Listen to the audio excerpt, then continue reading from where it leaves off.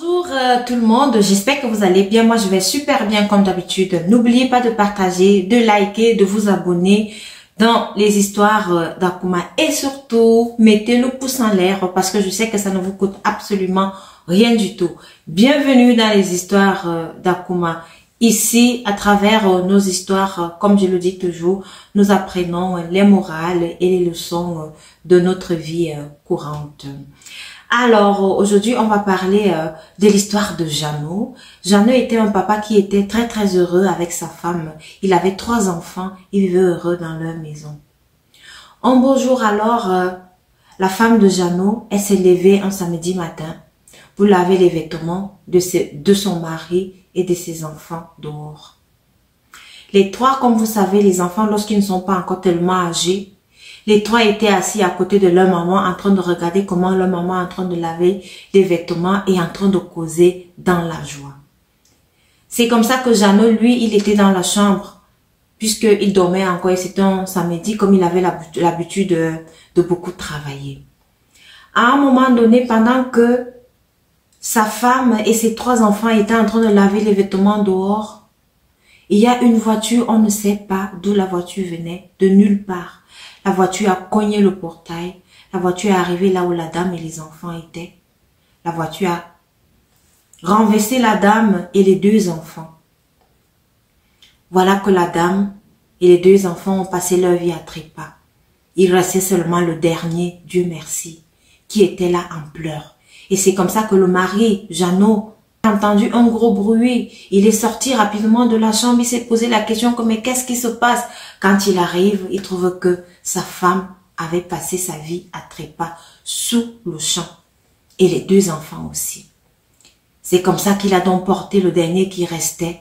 Il a porté parce qu'il était en train de pleurer. Cet accident a fait très très mal à tout le quartier. Tout le monde a compati à la douleur de l'homme. Le monsieur, Jeannot, il ne savait même pas où aller maintenant. Il ne savait même plus quoi faire. Tellement il aimait sa femme, tellement il avait pleuré, tellement il avait demandé à son bon Dieu, pourquoi moi? Pourquoi tu as laissé passer cela?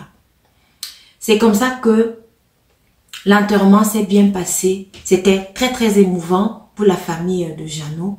Ça faisait très très mal pour les gens du quartier, bref, pour tout le monde. Après dans cela, voilà, Jeannot qui se retrouve tout seul dans sa maison avec son dernier fils. Il était toujours dans la douleur. Il pleurait tous les jours, sa femme. Il ne savait même pas quoi faire. Les mois passèrent, les années passèrent. Jeannot était toujours dans la douleur. Il pleurait sa femme. Il voulait avoir sa femme à ses côtés. Après un moment, Jeannot s'est dit que non, il pouvait porter plainte au monsieur qui avait causé cet incident. Après un moment, il s'est dit non, il laisse tomber, il remet tout à son Dieu. Alors Jeannot, un an après, un de ses amis lui a dit, mais Jeannot, ta femme elle est partie depuis et puis tu es encore jeune. Tu pourrais trouver une autre femme, au moins pour s'occuper du dernier qui est là. Et le petit enfant, il n'avait que 3 ans et demi. 3 ans et demi à cette époque-là. C'est comme ça qu'avec les conseils de ses amis, Jeannot a pris conscience. Il s'est dit, peut-être mes amis ont raison, peut-être ma famille elle a raison. Il faut que je cherche une maman pour mon fils. Alors Jeannot, là où il partait toujours boire avec ses amis, chaque vendredi, il allait boire avec ses amis et taper des commentaires et essayer d'oublier la peine qu'il avait. C'est par là alors qu'il a rencontré une dame vraiment très très gentille apparemment. Jeannot avait apprécié la dame. Jeannot se disait que non, cette dame elle est bien gentille. Elle n'a pas de soucis. C'est comme ça que papa Jeannot, parce que c'était un papa, il a présenté son dernier fils à la dame en lui disant et en lui racontant ce qui s'était passé. La dame elle a pris son fils.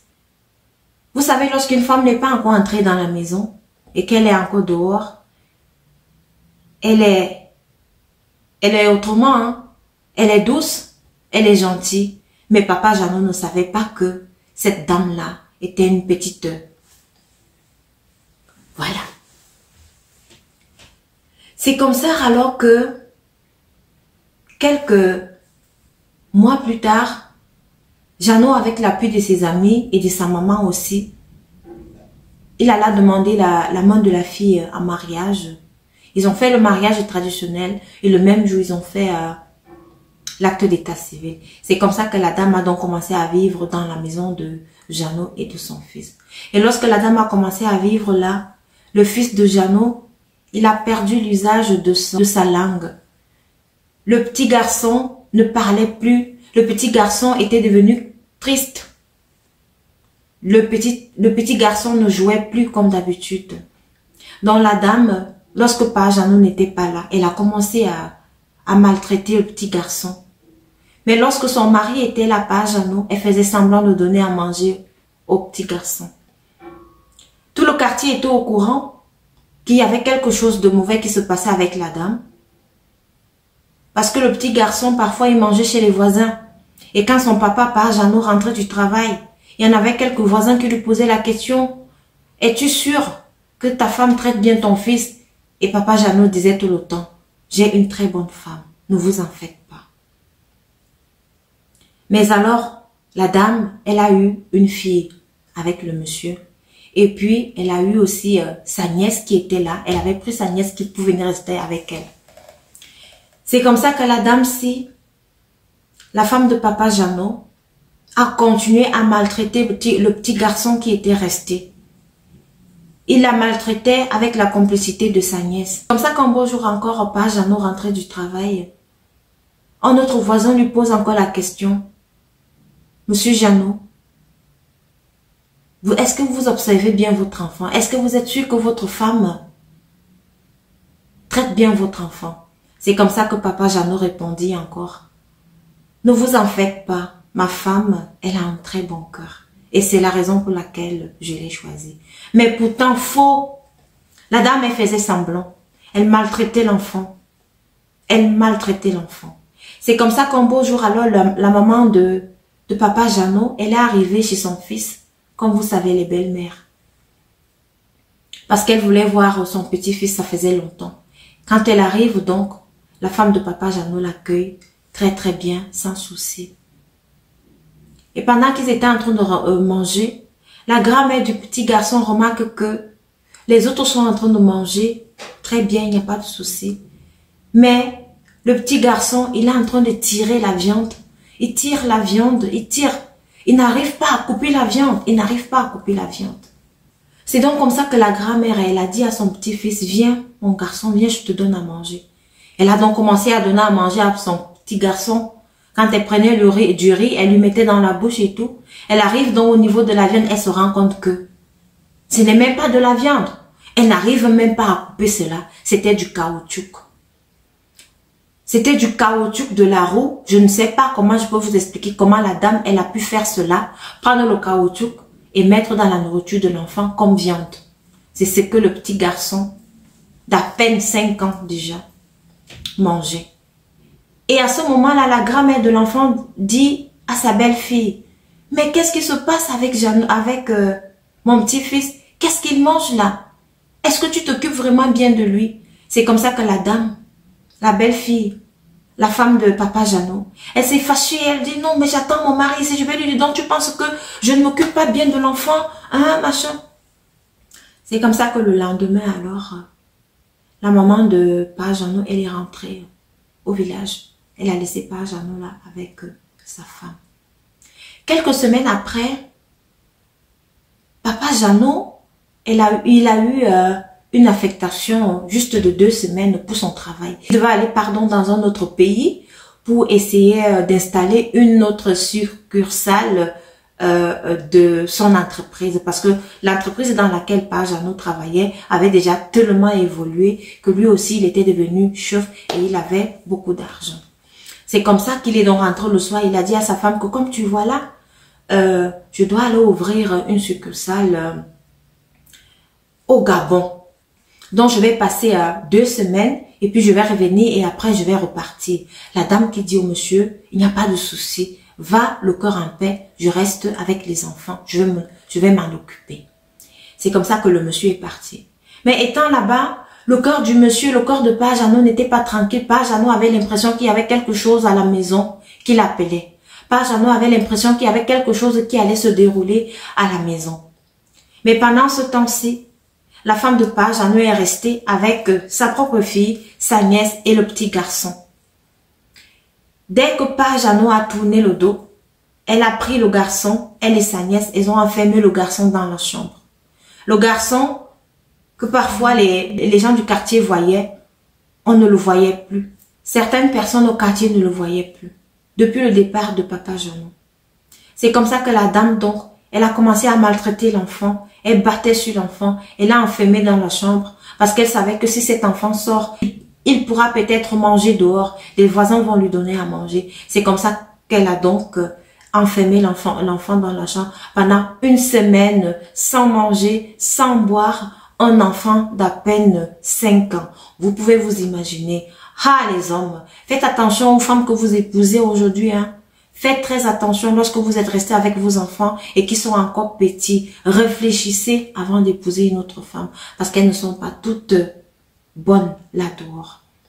C'est comme ça alors que Père Jeannot, étant de l'autre côté, comme son cœur, il avait quelque chose dans le cœur qui lui disait « Mais rentre un peu à la maison, rentre à la maison ».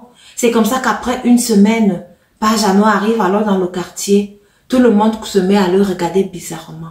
Papa Jeannot lui-même, il a regardé, il dit, mais pourquoi est-ce que mes voisins me regardent bizarrement? Mais qu'est-ce qu'il se passe? C'est comme ça que Père Jeannot a demandé à un de ses voisins, mais est-ce que tu as vu mon fils? Tu l'as vu? Le voisin lui dit, non, mais depuis que tu es parti, là, ça fait une semaine. Hein.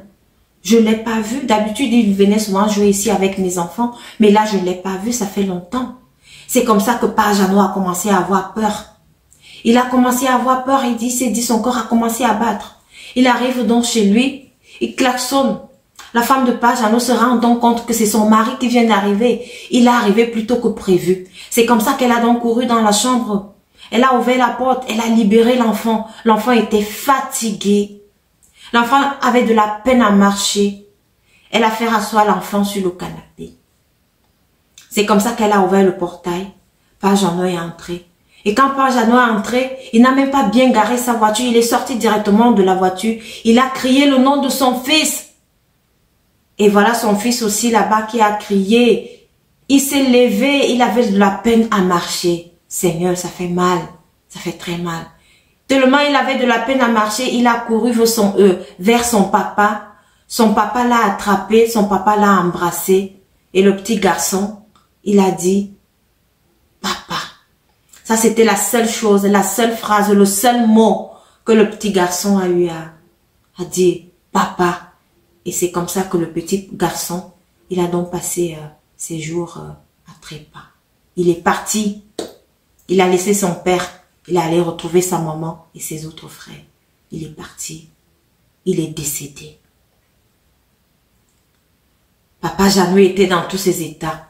Il a commencé à pleurer. Il a crié, il a pleuré. Il s'est dit, mes voisins m'avaient dit, mais je ne comprenais pas. Il a regardé sa femme. Elle était là. Elle regardait. L'enfant était parti. Elle n'avait même pas un mot à dire.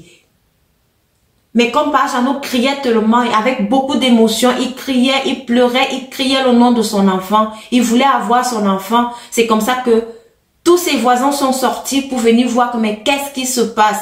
Ils arrivent et trouvent que l'enfant était déjà parti. L'enfant n'était plus de ce monde-ci. C'est comme ça qu'ils ont attrapé la dame là. Ils lui ont dit, toutes les maltraitances que tu as effectuées sur cet enfant, on va te les rendre. Toi aussi, tu vas aller le rejoindre. Mais tu ne vas pas aller le rejoindre parce que lui, cet enfant-là, il ira au paradis. Mais toi, tu vas aller en enfer. C'est comme ça que tout le quartier est sorti. Ils ont pris le caoutchouc, les roues de caoutchouc là que oui. Comme c'est ce que tu lui donnais souvent pour manger. On va te finir avec ça. Donc, ils ont pris les roues, comme je disais tout à l'heure. Ils ont pris du feu. Vous pouvez vous imaginer ce qui s'est passé par la suite. C'est comme ça que la dame aussi. Voilà, aujourd'hui, Père Jeannot est malheureux. Il est resté avec la fille de sa deuxième épouse. Et aujourd'hui, il est le papa le plus malheureux du monde. Aujourd'hui, il s'en veut. aujourd'hui, il ne sait même pas par où commencer pour pouvoir enlever ce chagrin-là, pour pouvoir enlever cette douleur-là. C'est tellement difficile pour Père Jeannot.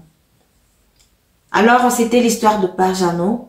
J'espère qu'à travers cette histoire, vous les hommes, vous avez décelé la morale de l'histoire. J'espère qu'à travers cette histoire, vous les hommes, vous allez réfléchir 1000 fois avant de prendre une seconde femme lorsque vous avez perdu votre femme et que vos enfants sont encore à bas âge. J'espère aussi que vous les femmes, vous avez retenu la morale de cette histoire. Parce que tout le mal qu'on fait, on le reçoit, même si c'est 10 ans après. Même si ça ne va pas sur vous, mais votre propre progéniture aussi est là. Ça pourra aller sur elle. Donc faites très attention à vous. Soyez réfléchis dans ce que vous faites. Vous n'êtes même pas obligé de vous remarier si votre épouse, si vous avez perdu votre épouse. Vous pouvez aussi rester comme ça. Mais c'est vrai qu'aujourd'hui, on sait qu'il y a des femmes qui ne veulent même pas rester comme ça. Elles veulent seulement ce papier. Mais femmes, dans ce genre de cas, si vous trouvez un monsieur qui est avec son enfant, élevez cet enfant comme si vous étiez la mère de cet enfant. Parce que le bien qu'on fait, on le reçoit. À bon entendeur, salut.